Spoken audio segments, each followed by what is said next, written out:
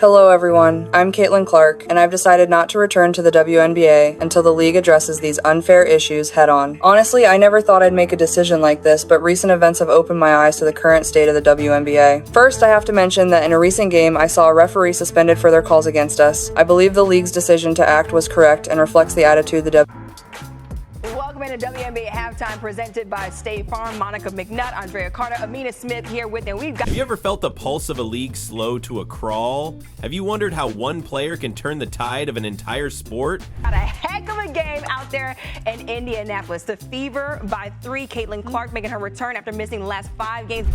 The WNBA has seen its fair share of stars, but few have carried it like Caitlin Clark. When she left the court, the arena fell silent. Ratings dipped, ticket prices crashed, and even diehard fans felt a void. Now that Caitlin is set to return, every spotlight swings back to her. This moment feels seismic, like the calm before a storm of chaos, controversy, and sheer unfiltered talent. With that quad injury, 25 points. Ooh, girl. In the first half. Okay. Monica, how would you evaluate how Caitlin Clark's absence was felt in empty seats at Gainbridge Fieldhouse. Families canceled plans and sellers slashed prices to practically give tickets away. It wasn't just a dip, it was a collapse. The WNBA, once riding a wave of growth, suddenly faced a stark reality. Without its brightest star, momentum evaporates. Fans shifted their attention to highlight reels on social media, but those short clips don't fill arena. Caitlin Clark came out the gate. It doesn't look like she's missed a beat. I mean, yeah, no, you're absolutely right. That's appropriate. I mean, let me show you. I can show you better than I can. Betting apps saw wagers on Fever games cut in half. Television networks reported viewership plummets of more than 50%. Data doesn't lie, and this data screamed alarm. Sponsors began to shuffle their investments, questioning whether the league could maintain the excitement that smoothed the path for bigger media deals. All this because Caitlin Clark took a few weeks off to heal. I'll tell you, because, I mean, while she has 25 points, she's on 5 rebounds. So let's check out the assists. Know about the court vision. Despite the setback, the Fever managed moments of promise. A bounce-back win against Washington hinted at potential, but it was an echo of what could be with Caitlin at full speed. Coaches tweaked strategies, relying on veterans rather than the fast break attack that thrilled fans last season. The offense stalled, and critics questioned whether Indiana's system ever truly fit the league's need for high-octane play. Beautiful pass here to the Aaliyah Boston running the floor, scoring the paint. And then here, while we're looking at the passing, y'all, look at how... Off the court, debates ignited about player leverage in the upcoming collective bargaining agreement. Some veterans basked in past glories and lectured new fans on loyalty. But loyalty to what? A social media sensation or a truly unmissable athlete? The numbers sided with Caitlin. Owners and players' union leaders both felt the pressure. Contracts, endorsements, and future salary caps all hinged on one question. Can the league thrive if Caitlin... Back cut by Kelsey Mitchell on Brianna Stewart. And then, now we get to the threes, okay? Here we go. So My goodness. This is probably the only one in the game, the one she just hit, where I thought she was straight up guarded by a singular in the vicinity. As you see there, Natasha Cloud and Isabel Harrison having to work through that screen, but not so well. Yeah, I mean, I love Caitlin's entire approach to this game, right? Because she came in, was finding her teammates with assists, then she got some tough twos, then she got hot from beyond the three-point line. But my favorite part towards the end of the first quarter, she was on her knees. She was gassed. I love that she was gassed. It's not a bad thing. There is nothing that can simulate game speed than game. So the only way Caitlin Clark can get back in a game. Now, with her return imminent, the WNBA stands at a crossroads. Will it treat its new star like the catalyst she is, or will it cling to old hierarchies and miss its chance? Caitlin Clark isn't just another player stepping back onto hardwood, she's a phenomenon with the power to reshape perceptions, drive deals, and rekindle the spark that faded in her absence. Shape is by completely exhausting herself in the games. I love that she didn't ease into it. I love that she didn't try to save her energy to stay out on the floor. She left it all out there. Let's get to the Liberty. They led by as much as 11 to start this matchup. I mean, Drea, how do the Liberty get back in this game? Well, you know, I'm really interested, Monica, because you know how teams stick to their schemes and they're like, well, one player isn't going to beat us. Yep. Caitlin could beat them. That's the right one. I'm very interested to see the team of the New York Liberty and if they continue to touch everything because The stage is set at Gainbridge Fieldhouse on national television against the New York Liberty, the same team that drew 3.3 million viewers last time Caitlin faced them. The contrast couldn't be sharper. Then, a record night. Now, anticipation tinged with doubt. Can Caitlin reignite the fervor? Will fans flood back? And can the Fever translate that energy into wins? All eyes are fixed on that opening tip. And that these are some plays where defense has led to for the New York Liberty. So active hands, and you see in these plays the team used to pursue the basketball in both of those plays. They didn't. And here, Cloud stays on Caitlin Clark. There they get some help. This is a three that they miss, but then New York Liberty running into their early offense. So seeing two starters, the half-court offense is going to struggle a little bit. So if New York can get some stops defensively and then get into their offense, I think that'll help them have some flow. The plot thickens when we consider Angel Reese, the league's other headline magnet. Despite hype and awards, her on-court mishaps became memes, not milestones. Each missed layup traveled faster online than any highlight. The WNBA tried to prop her up, but social media laughed instead of applauding. Meanwhile, Caitlin's every shot felt destined for history, not humiliation. 10 second chance points now for New York. Clark, a little bit too strong, but Boston saves the possession. And now Howard working against Harrison. Tough move. But let's be honest, no single player solves everything. Indiana's coach must commit to an offense that honors Caitlin's strengths. Slow, stagnant sets won't cut it. The fast break fantasy that captured hearts last year must return. Young prospects need nurturing, and veterans must embrace their roles over their resumes. That's how championships are built. Around a star, yes, but on a foundation of team identity. The league's leadership also faces choices. It can double down on marketing Caitlin as the face of women's basketball. It can use her return as the centerpiece of negotiations, sponsorship pitches, and international outreach. Or it can push back, insisting that the WNBA was strong before Caitlin arrived. Skeptics will say, you can't build a league on one person. History tells us otherwise. People watch stars. There's reason for hope beyond Indiana. Expansion teams are selling out arenas with fast, fearless ball. Rookies inject fresh life into every box score. Media coverage buzzes about upsets and breakthrough plays, yet none match the gravity of a Caitlin Clark three-pointer in transition or a sideline grin after a no-look assist. Those moments don't just earn cheers, they redefine possibilities. But look at the depth on these field goal attempts. Showing it left side, right side. Now come back to your favorite spot again. It does. There's a hand in her face contesting. Look at that reaction. As Caitlin returns to action, we stand on the brink of a turning point. Will casual viewers decide to tune in once more? Will partnerships once on hold rush to invest? Will aspiring players see a path to global stardom? All signs point to yes, if the league plays its cards right. The narrative is ready: redemption, resurgence, and a star's triumphant comeback. The arena lights will blaze brighter than ever when Caitlin Clark steps onto the floor. Media crews swarm the corridors outside the locker room, cameras flashing and commentators scrambling for sound bites. Local reporters line the hallways, hungry for any hint of strategy or a glimpse of Clark's pre-game routine. Social media channels light up with countdowns and reaction gifs as fans share their game day rituals. Even casual viewers who might have forgotten the roar of a live play feel a spark of excitement rekindled. Inside the Fever's practice facility, the energy is electric. Coaches live and breathe schemes that showcase Clark's strengths in pick-and-roll situations and transition bursts. Teammates rehearse perimeter spacing and cutting patterns until each movement feels instinctual. Strength staff fine-tune pregame warm-ups, ensuring every muscle is primed for sudden sprints and high-arc jumpers. Video analysts flip through clips of past games, isolating every win and every misstep to refine the final game plan. On the business side, sponsors are circling like hawks. National brands that hesitated during her absence now queue to renew partnerships. Jersey manufacturers ramp up printing queues, anticipating a surge in orders for Clark's number 22. Broadcasters recalibrate ad slots around key moments, knowing that a well-placed commercial before her first possession guarantees maximum eyeballs. Even concession stands adjust inventory, stocking extra popcorn and novelty foam fingers, forecasting larger crowds.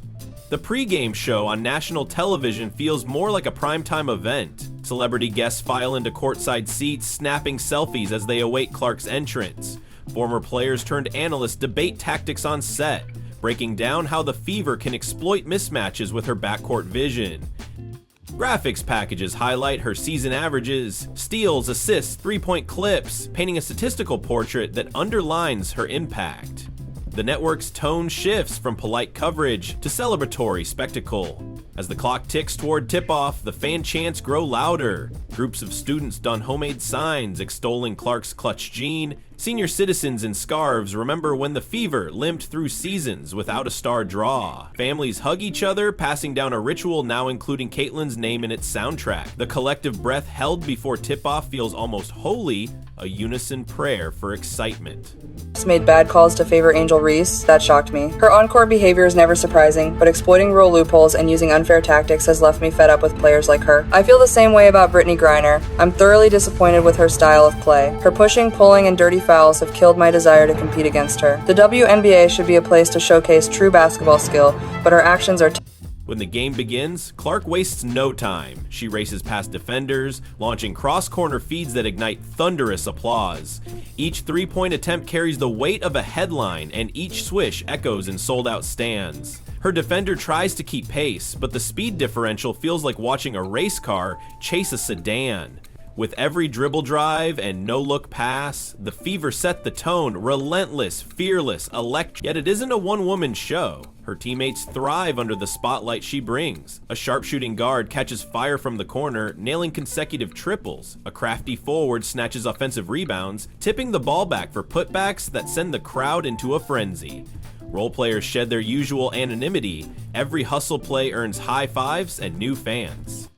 Together they blend into a pipeline of action that magnifies Clark's brilliance without overshadowing their own. The Liberty counter with their own stars, creating a chess match across half court. They rotate defenders to force Clark into contested jumpers when possible. Their coach tweaks lineups to clog transition lanes, daring the Fever to grind out isolation possessions. Spectators lean forward, eyes darting between benches and screens as each coach searches for the decisive adjustment. This tactical tug-of-war keeps even the most casual fan glued to the broadcast. I'm Caitlin Clark, and if the league doesn't remove those incompetent referees, I will not return to the WNBA. To be honest, I never thought I'd have to say something like this in public, but I can no longer stay silent. The WNBA is supposed to be a place built on competition, a stage where we showcase our basketball skills and fighting spirit. But right now, the league is losing its most fundamental value, fairness. The repeated failures of the referees have made it unbearable. Every game, we give it everything we've got, not just for ourselves and our teammates, but for the fans who support us. But when the referees ignore obvious injustices on the court, all our hard work becomes meaningless. By halftime, the scoreline is razor thin. Pundits erupt over Clark's 10 assist mark, predicting a triple-double by night's end. Social feeds erupt with memes celebrating every fast break dunk. Merchandise booths record record sales of Fever hats and Clark posters. The league's digital engagement spikes, with hashtags trending in multiple time zones. All signs point to the undeniable conclusion: she's back, and the world remembers why. The third quarter brings its own drama. Clark intercepts a pass and coast-to-coast sprints for a layup that seems to redefine speed. The Liberty answer with a succession of mid-range jumpers that tighten the scoreboard. A bench scuffle erupts on a loose ball, drawing the referees into a brief timeout. Fans rise to their feet, ready to witness how their hero responds under pressure. The answer comes in the form of a cross-court alley-oop assist that resurrects chants echoing, "Caitlin! Side! Tillin!" Late in the fourth, the Fever cling to a slim lead. The Liberty design a play to isolate their veteran scorer against Clark's partner. Tension coalesces in the arena, muscles tense and voices hushed. When that player drives baseline, Clark slides into perfect position for a game-saving block. The rebound finds her hands and she rises for the clincher. A three-point dagger that launches fireworks and pandemonium. In that instant, every skeptic falls silent and every believer roars. Post-game coverage extends into late night with endless replays of that final shot. Analysts dissect her foot placement and release angle frame by frame. Teammates pile onto the court, celebrating a victory that feels like a seismic shift. Social media explodes with tributes from athletes across sports, affirming her rise to transcendent status. Even rival fans concede she's changed the game. Hello everyone, I'm Caitlin Clark, and I've decided not to return to the WNBA until the league addresses these unfair issues head on. Honestly, I never thought I'd make a decision like this, but recent events have opened my eyes to the current state of the WNBA. First, I have to mention that in a recent game, I saw a referee suspended for their calls against us. I believe the league's decision to act was correct and reflects the attitude the WNBA should have. We don't just want to win through skill, we need to ensure every game is fair. If there are clear officiating errors or teams benefiting from unfair means, it disrespects every other player and team. I've heard some say the refs. The ripple effects reach into the next day's headlines. Newspapers feature her on front pages alongside global icons. TV editors rush to slot her highlights into evening news bulletins. Ticket resale platforms adjust prices upward, even for midweek matchups, as Clark's aura ripples across the schedule. League executives breathe easier, knowing that momentum has returned with a vengeance. Behind closed doors, union negotiators adjust their leverage. Player reps now cite record viewership and sponsor interest when discussing the collective bargaining agreement. Owners recalculate revenue projections, shoring up budgets to retain all-star talent. The boardroom hums with figures and forecasts, all orbiting around one undeniable catalyst: Caitlin Clark. Meanwhile, grassroots basketball programs report surges in youth participation. Girls lace up sneakers dreaming of emulating Clark's unstoppable drive and court vision. Camps sell out, citing her style as inspiration for a new generation of playmakers. The ripple extends to international arenas, where broadcasters in Europe and Asia schedule live weekend windows to capture her games in prime times. Basketball's global reach stretches further because one player rekindled the spark. Even academic circles take note. Sports management classes dissect her impact as a case study in star power. Marketing professors assign projects evaluating her digital brand engagement. Sociology seminars debate the cultural significance of a woman dominating headlines in a professional sports landscape. Her influence transcends stat sheets, creeping into classrooms and conference rooms alike. Who's the first? This one? Caitlin Clark! As the season unfolds, the Fever ride the Clark wave to new heights. They ascend the standings, pushing for playoff positioning that seemed impossible weeks before. The team's brand grows in tandem, selling out away games and demanding larger home arenas. League officials discuss expanding television contracts mid-season, adding new networks to the rotation. Each milestone ties back to the moment she returned. By season's end, Caitlin Clark's comeback narrative cements itself in WNBA lore. She shatters franchise records, leads the league in assists, and claims MVP honors in a landslide. Attendance and viewership benchmarks reset across multiple teams. Excessive physical contact and blatant fouls are being overlooked, while players who rely on unfair tactics are allowed to continue unchecked. This is not only frustrating, it makes me question the future of the WNBA. If we can't ensure fairness in every game, what's the point of all our efforts? I respect every opponent I face, but I cannot tolerate behavior that undermines the integrity of the game, especially when referees refuse to take actions. The WNBA stands at its highest valuation ever, and through it all, one truth remains: star power isn't a gimmick. It's the lifeblood of any sport. Expect even more drama off the court. The post-game press scrum will buzz with questions about contract talks and next season's salary cap. All anchored by Clark's market value, team owners will scramble to protect their ROI, while players' reps leverage her performance to demand fair share. This ripple will redefine power dynamics in women's sports. Back in locker rooms, rookies will share locker bays with veterans who once held sway.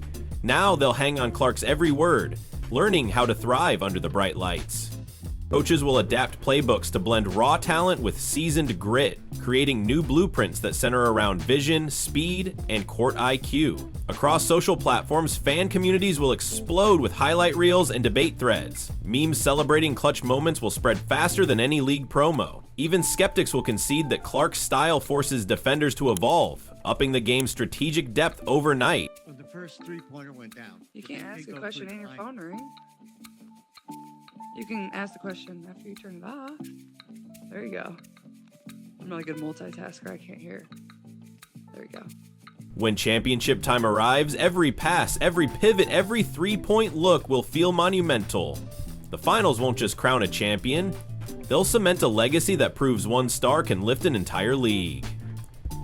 Stay tuned, hit like, subscribe, and drop a ball emoji if you're here for every second of the show.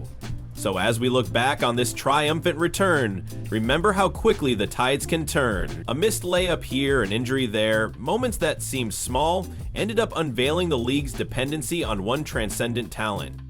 Now with Caitlin Clark back in full force, the WNBA strides forward with renewed faith in its future. Her return didn't just fill a gap, it set the course for the league's next chapter. Drop a basketball in the comments to show you witnessed this era. Like, subscribe, and turn on notifications for every electrifying moment ahead. The story is far from over, and with Caitlin Clark leading the charge, it's guaranteed to be unforgettable.